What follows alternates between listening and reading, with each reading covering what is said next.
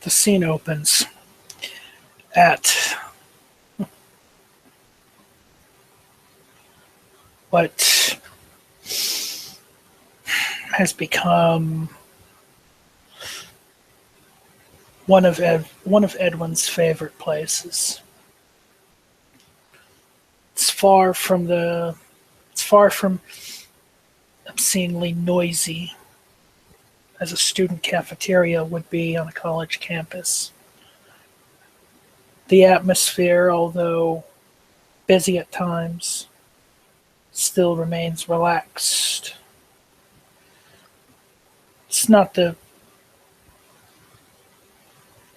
best looking, it's not the prettiest, it's not the most upscale. It's got an air of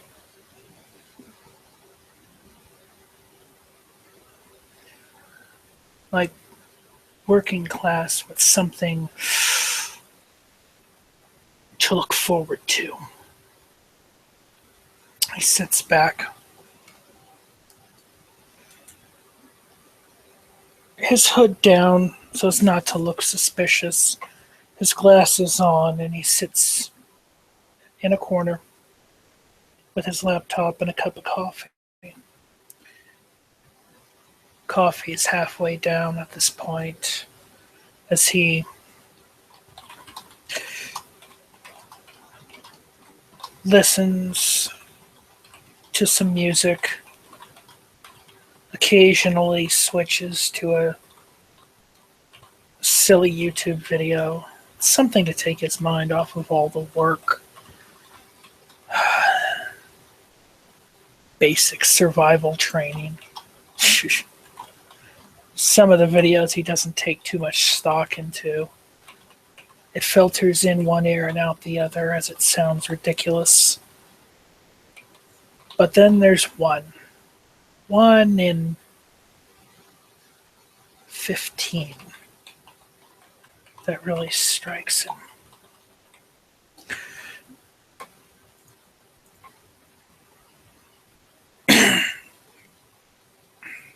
He closes out some of the tabs, goes to do a routine check of his email. After quickly double checking his bank account. Seen now $960. It's like a $20 ticking timer. Every $20 it ticks down another one. All he has to do is just be as conservative as he can. A cup of coffee here and there, not every night. Just enough, a good $2, $3 that gets him a little bit of bandwidth at this wonderful establishment. And the service isn't too bad either. Both the coffee service and the ever so precious signal that some places guard as though it were gold in a bank vault, like restrooms from the homeless as well. He comes across a few new emails. One from Leslie, asking if he's back in the city, back home. Where is he? She hasn't seen him. She's concerned. Now there's also,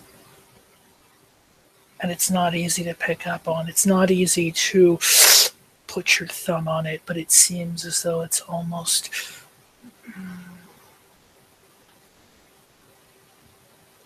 a longing.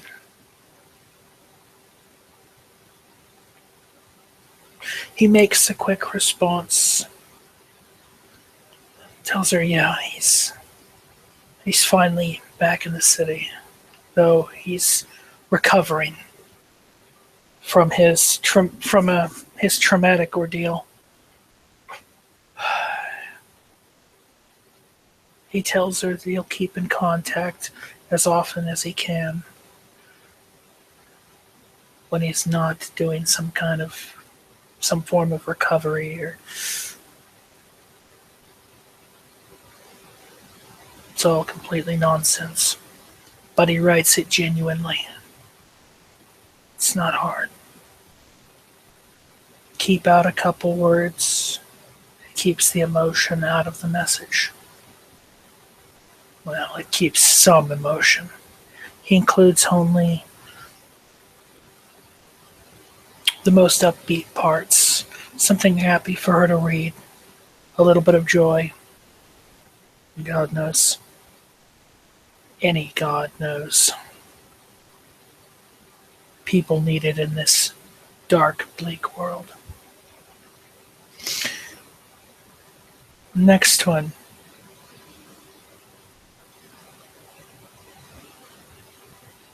Is just as familiar, though he hadn't expected a reply, especially one with such a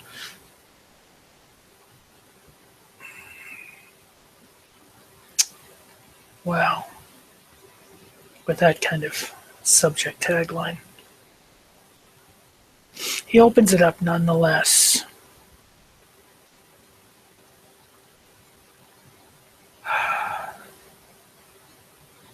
How am I going to respond to this?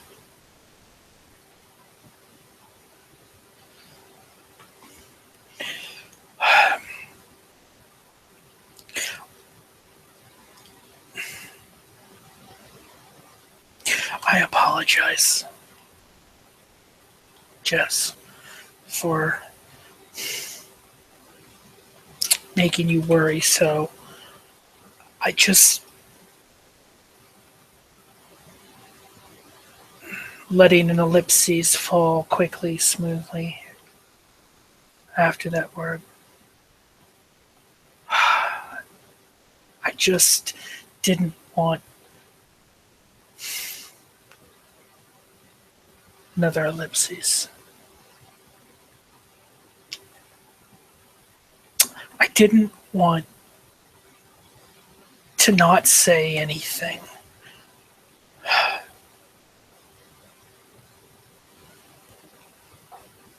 My experience was traumatic, yes. I'm taking it taking it day by day and night by night to try and get better. Though the place I'm staying doesn't allow me out much. It's probably for the best.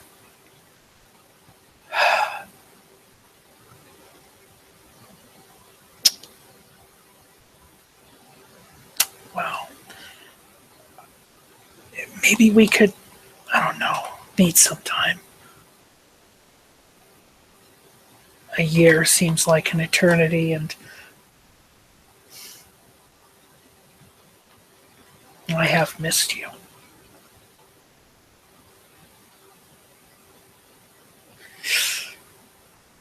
He makes parenthesis marks and puts a little raspberry face and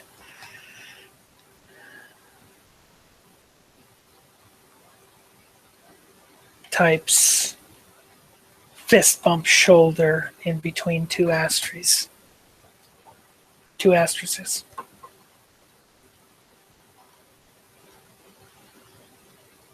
Period. I just want you to know that you don't have to worry about me. And I will be around, watching after you like you would do for me.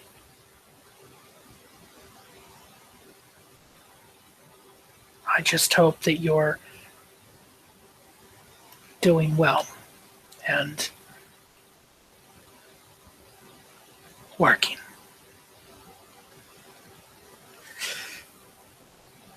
He signs it with an endearing ending word in his name.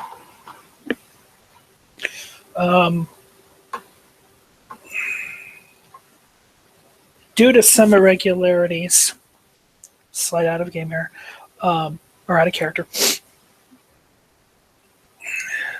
the person reading this, or the recipient of this second message, can make a wits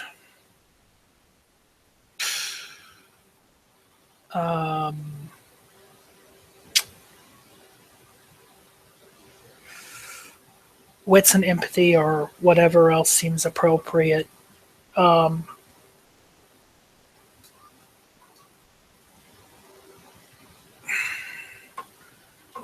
And I'm going to make a roll for the composition.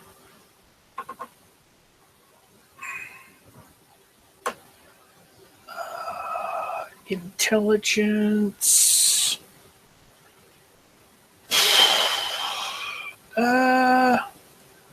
Intelligence academics.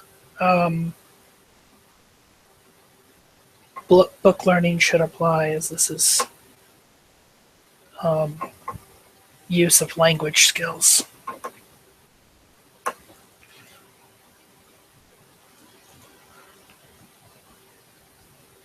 Whoops.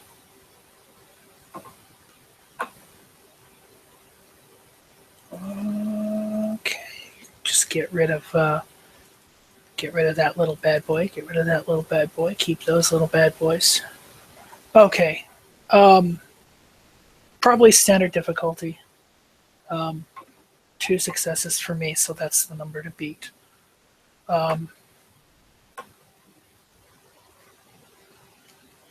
If it's failed,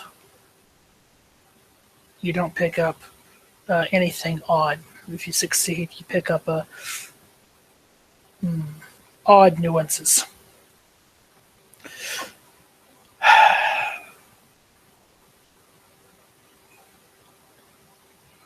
He sits back, picks his coffee up, takes another sip. He's about ready to put it down when he just continues and chugs the rest of it.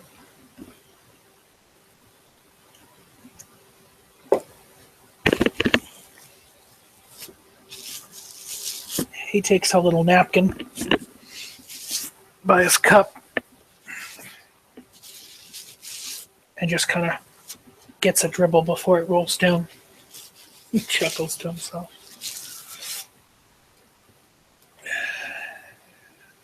He quickly moves to shut his laptop down, closes the lid, unplugs the cable and wraps it up, sticking it into a power accessory pouch on his laptop. Once it shuts down, he slides that into his bag and secures it, as always. He picks his cup up and whatever other refuse, couple napkins, tosses it away. He heads back to the bathroom.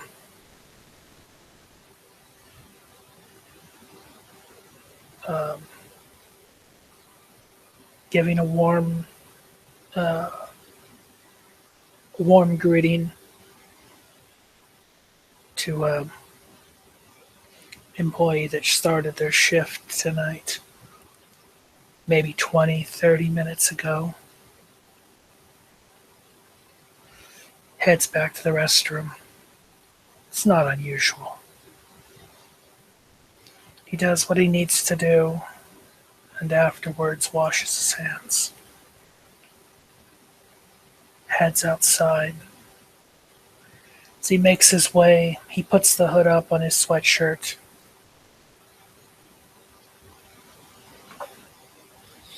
And begins walking down the street He keeps um, out of direct light. Just kind of walks in the shadows a little bit. Seems to recall places of entertainment as the rumbling in his stomach intensifies a little bit more and a little bit more. The hunger wells up. It's not extreme. It's not extremely intense, but it is there. It is.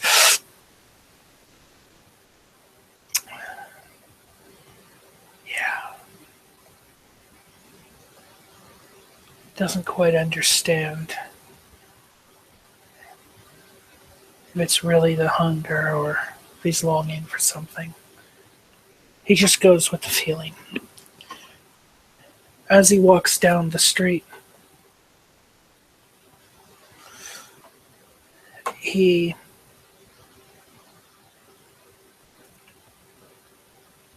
passes by a few other establishments.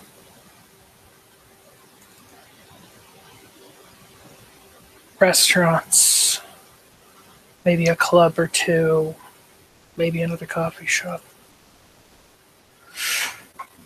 And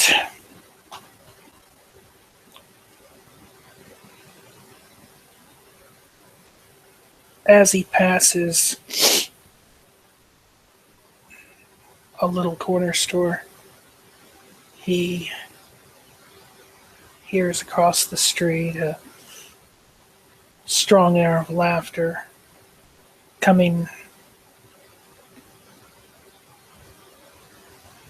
or a strong air of laughter coming from a couple individuals just kind of stepping outside of a comedy club in this area of town. Stepping out for a smoke, maybe fresh air as well.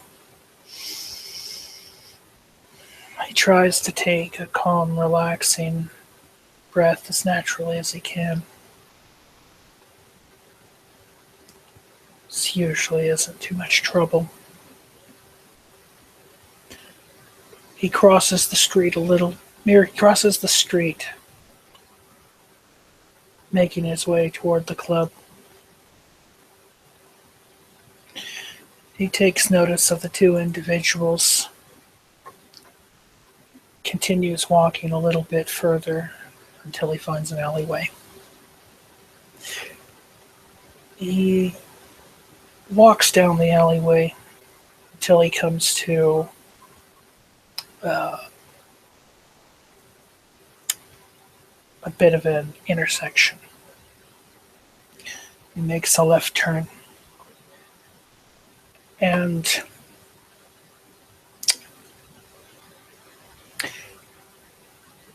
he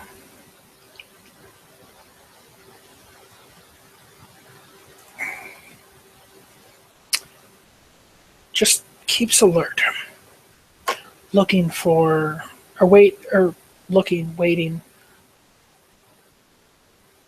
maybe even hoping for somebody to, maybe walk out the back around this way. He sits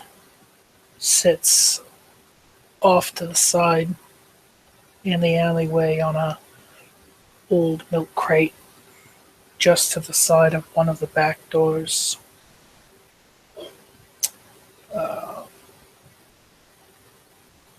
Gonna make there's a chance die.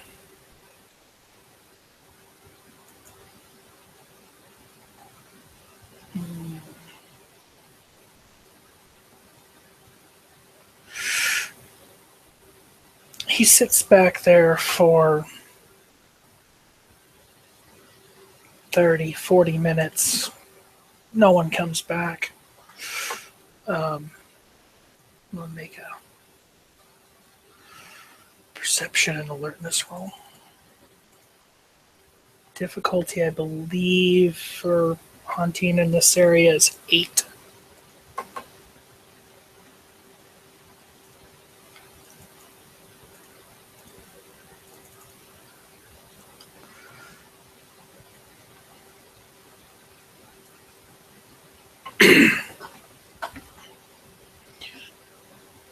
Waiting, seeing nobody walking down this area, feeling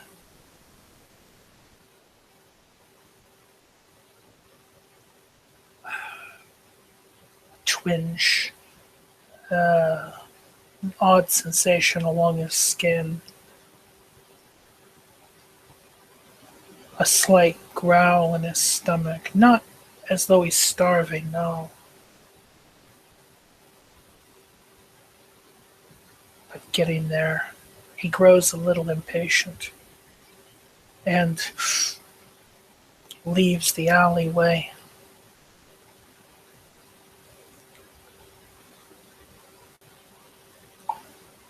Walking down the street,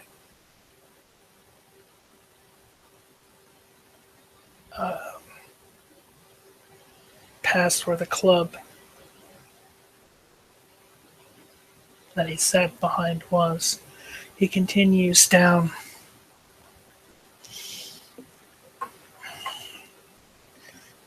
keeping his eye on, just kind of taking in who's out for a walk this evening. As he walks a few blocks a little bit further east,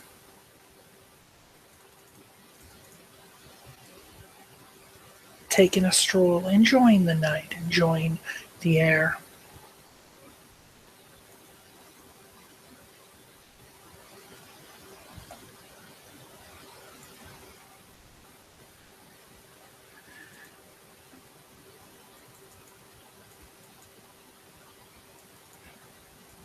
Growing ever more impatient, but continuing his walk, he sticks his hand, or he plants his hands into the single unipocket on his hooded sweatshirt, and just kind of makes his way a little bit faster down the street. He makes a couple turns to the right, left, another right, till he comes to a subway entrance. He walks down into the,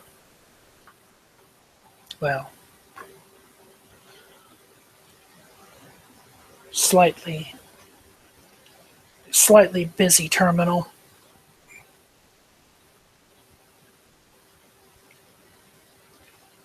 Hopefully, kind of within the pocket, rubs one hand with another in a pleased motion, a hopeful motion.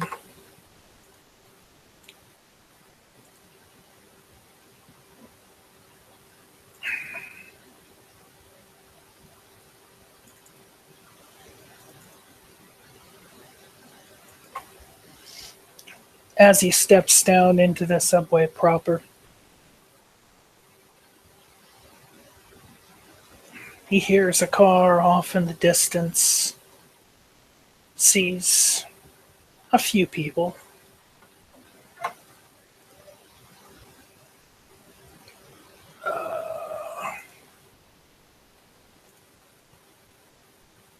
Yeah. 5 people at various points wait for the car to come. He does the same. He waits a little bit further back from everyone else, right alongside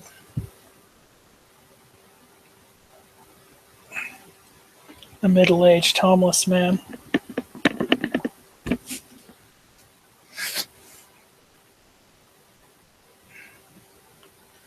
Takes a look at the man, greets him cordially. Man looks at him. Hey, hey buddy, you wouldn't have anything maybe you could spare, would you? quickly pats his pockets a little bit. Oh,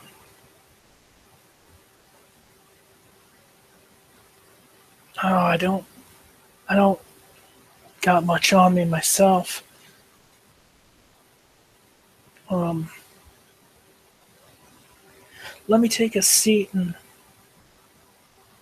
if I do got something, I'll help you out, okay?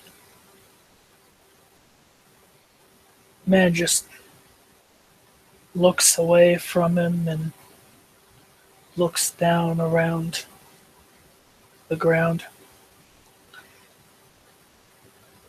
places his hand in his pocket, pulls out a small, dirty plastic pint bottle, and swigs on the contents before he clumsily puts the lid on, taking a few minutes, and places it back into his raggedy coat pocket.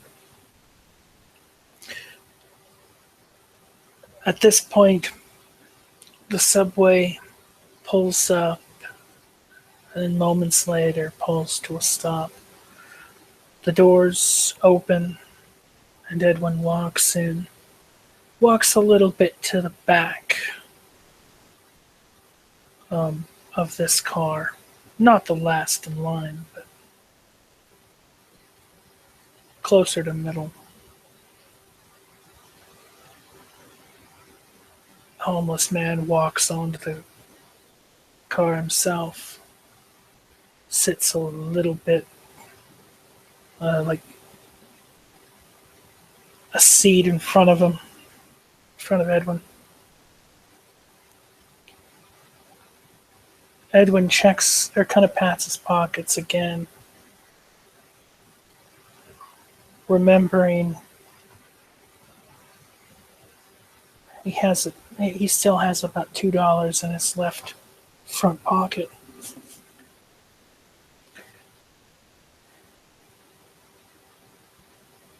He gets up and sits right next to the man, pulling the money out and palming it. Makes conversation. Uh,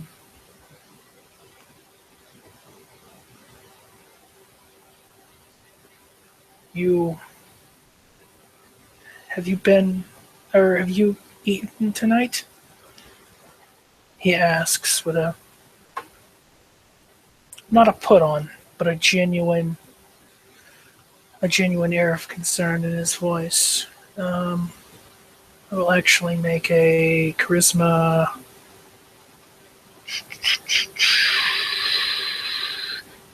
empathy to get him to relax a bit, to kind of take his guard down. This will be my hunting roll.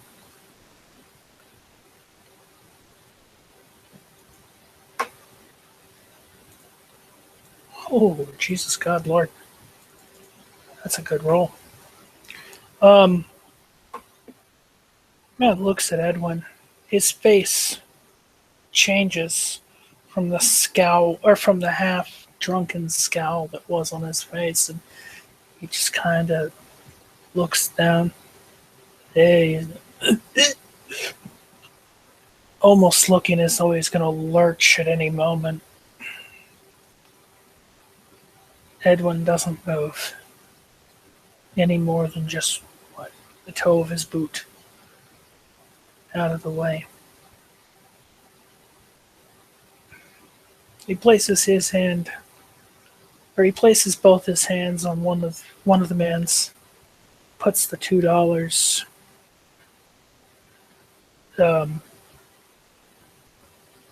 within his grasp, and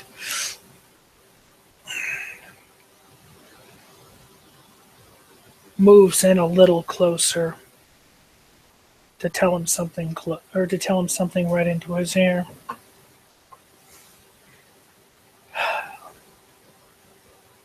It's gonna be okay. I understand. We all have problems. You just take it one day at a time. There's always hope. And this will actually be a charisma and expression roll to further kind of, how do you say it, relax him, and further get his guard down. So I'll make a charisma expression. I think it's difficulty 6, so it's 2 or 3 successes, one way or another. As he finishes that, he makes a quick motion slightly down toward his neck. Fangs descend right as his mouth clamps on the man's neck.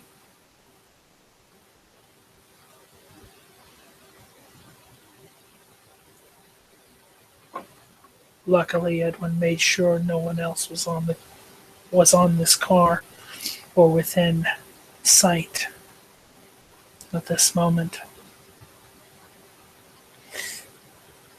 The smell of the man is thoroughly offensive. The smell of the cheap liquor on his breath mixed with a body odor that is all about his skin and clothes. Edwin tries to focus on the most recent smell of oak, pine, cedar, fresh soil filtering in his nostrils. Anything to take his mind off of this horrible stench. As he bites down,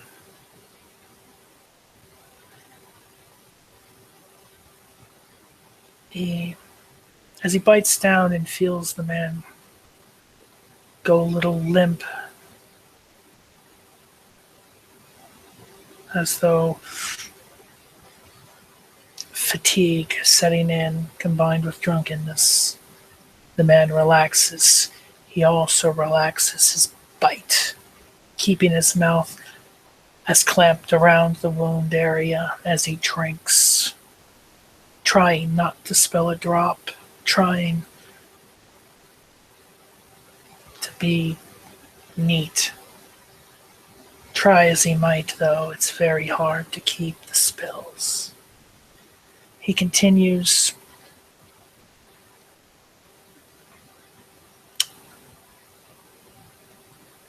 to feed for just a little bit longer, taking about 2 points of blood. After he gets done, he quickly licks the wound and uses one of the man's inner layers of garments to wipe the dribble of blood from off his neck, making sure to leave no sign, no remnant that's going to be seen readily. He makes another look around quickly as the euphoria feeding, though not a healthy subject, not a vibrant, young, physically fit, in good health man or woman with taste. He still feels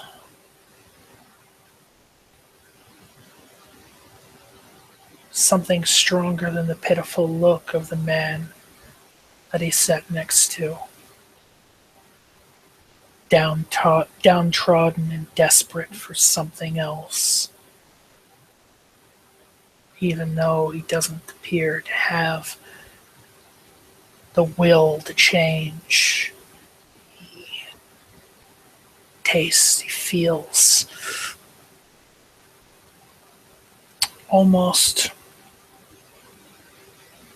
like an aspect of the man's soul is his inner self permeated through the blood.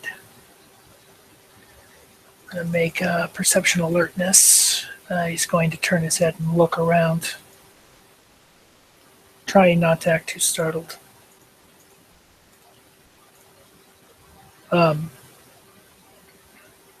He pats the man's shoulder a little bit and closes his jacket around him.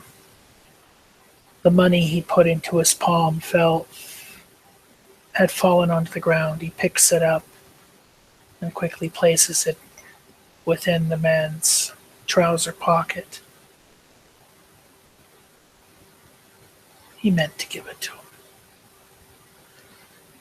As the car stops and somebody else gets on the train, Edwin slides to the right a little bit and just settles back.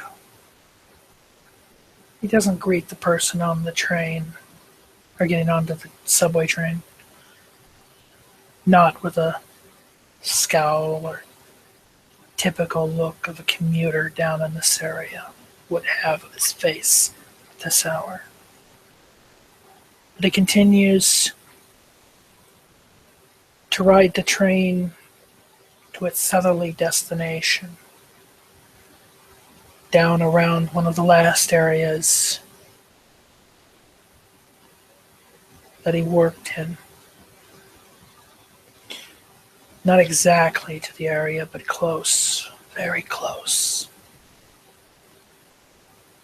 As the train continues to make its way, winding through the tunnels beneath the streets of New Sarum,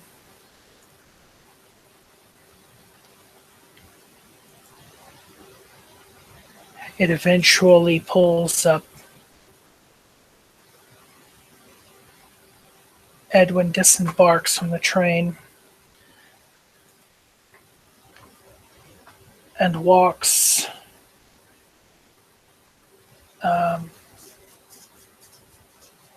down the platform until he takes a right. There's a light barricade barring his way and signs warning of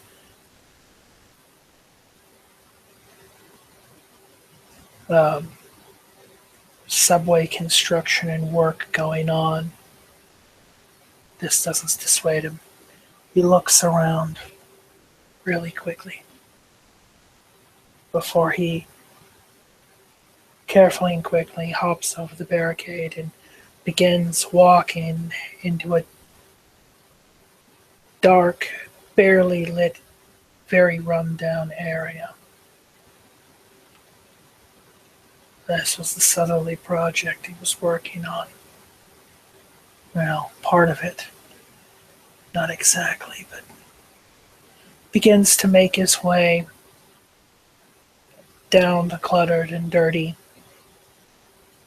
thoroughly filthy in this area and rat infested